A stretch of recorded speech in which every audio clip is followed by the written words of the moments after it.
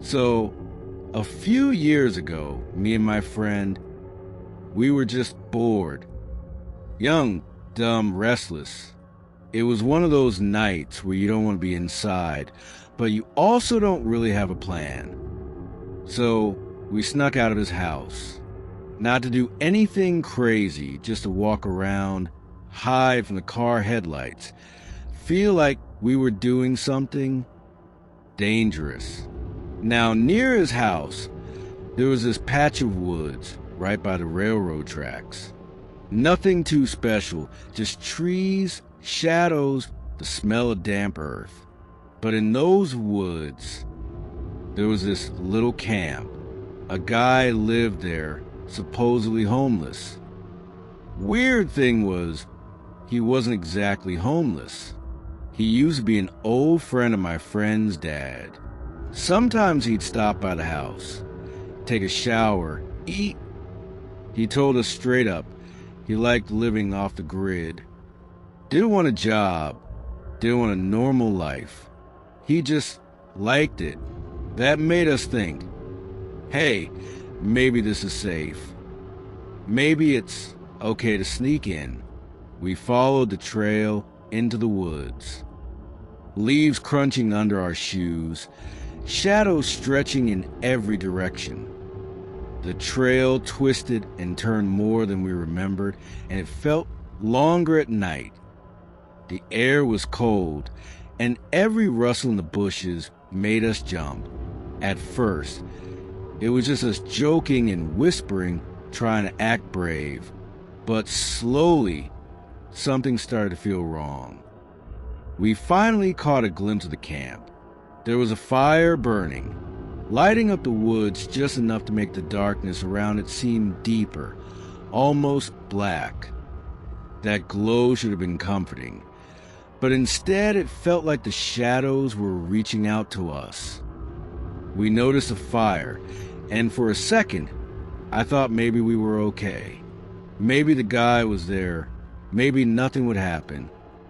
Then we saw it, down the trail, maybe 100 feet away, a silhouette. Faint at first, just a dark shape moving closer. At first, I thought, okay, maybe it's one of us imagining things.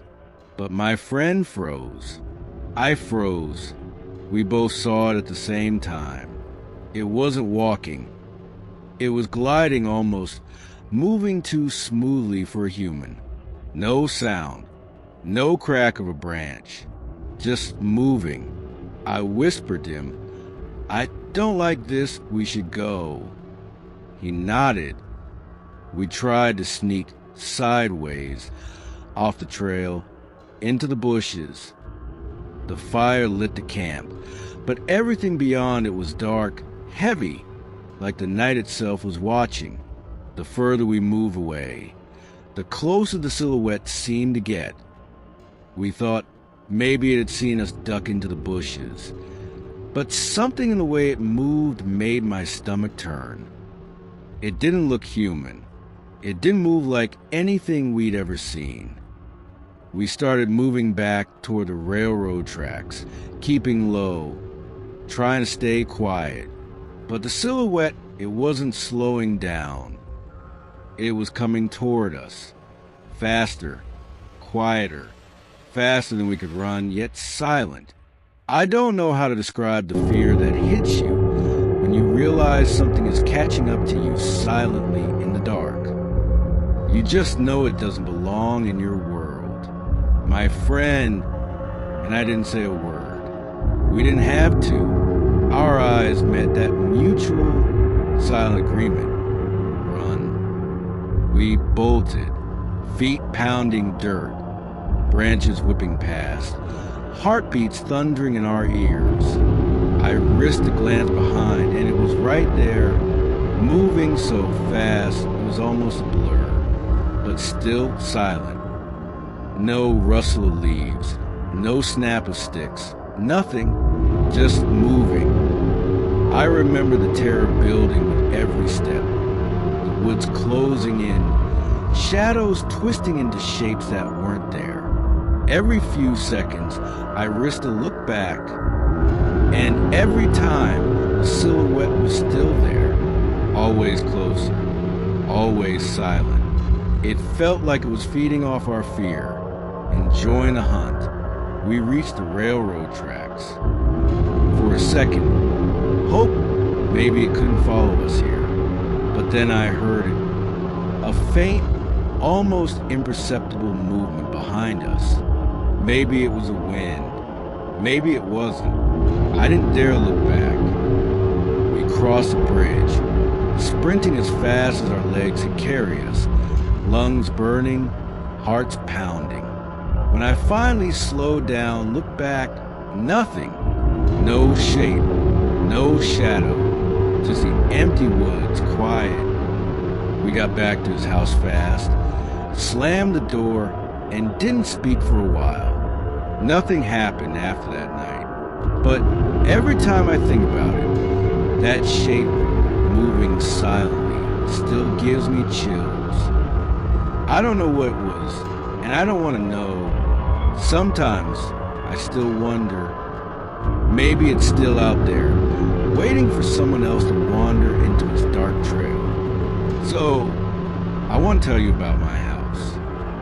It's not your typical haunted house with creaky floorboards and cobwebs.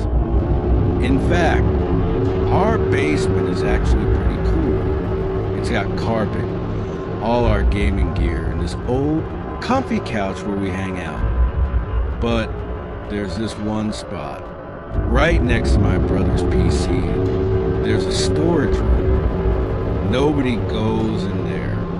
It's flooded.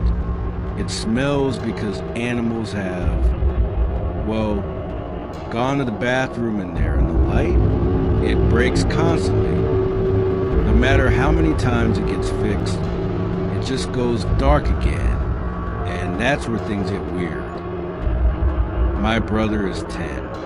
He's a gamer, so he's up early, way before anyone else in the house. And while he's sitting there at his desk, he sees them. Out of the corner of his eye, in that dark, flooded room, he sees these tall, white figures, just standing there, staring at him. He's tried to draw them for me. He's only 10. So he's not a professional artist. But looking at those drawings, it's enough to make you lose it. If I saw those things in real life, I'd honestly shit my pants. Sometimes he sees them in his closet, too. But the weirdest part, he isn't scared. He says he can tell they don't mean any harm. He even thinks they've tried to talk to him. One time, he was wearing his headphones, and he heard my voice coming through them, but I was fast asleep. He's convinced it was those things trying to use my voice to get to him. Just imagine sitting in a dark basement, hearing your sister's voice in your ears, knowing she's upstairs dreaming. But it's not just the tall figures. He told me just now that he sees little ghost children running around our basement too. They're just having fun, swinging on things, playing tag, running around our gaming stuff like it's a playground. And there's proof that a child was here before us. One room in our house was built after the rest. When they were pouring the wet concrete for the sunroom, a child ran across it. To this day, there's a tiny, perfect footprint set in the stone. It's like they never really left. Now, my story is a bit different. A few years ago, when my brother and I still shared a room, I woke up on a bright summer morning. My dad had been 3D printing something that night. I woke up in this really weird, twisted position, kind of like that scene from Gumball, and I was facing the window. In the corner of my eye, near the closet where my brother always sees those things, I saw a shadow figure, but it was pretending to be my dad. It was holding a pair of 3D printed sunglasses. and it was trying to put them on me. It was mimicking him. And then, boom, I woke up for real. Weirdly, I didn't even feel scared. I just felt confused. And then there's my friend. She's different. She sees things all the time, ghosts, demons, everything. We were at school, just a normal day, when she suddenly told me not to turn around. She said there was a demon in a suit standing right behind me. She said it started pointing at her, and then it started glitching, like a corrupted file in a video game. A few minutes later, she saw more figures just standing in the trees nearby. But the craziest part, she remembers her past life, and so does her friend. They actually figured out they knew each other back then. In her past life, she was a boy. He skipped his sister's birthday party to go on a date with a girl who was a friend in this life. They were in a car together.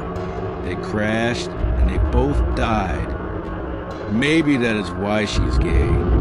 It's like her soul still remembers that love from before. I have more stories from her. If you want another one, just comment.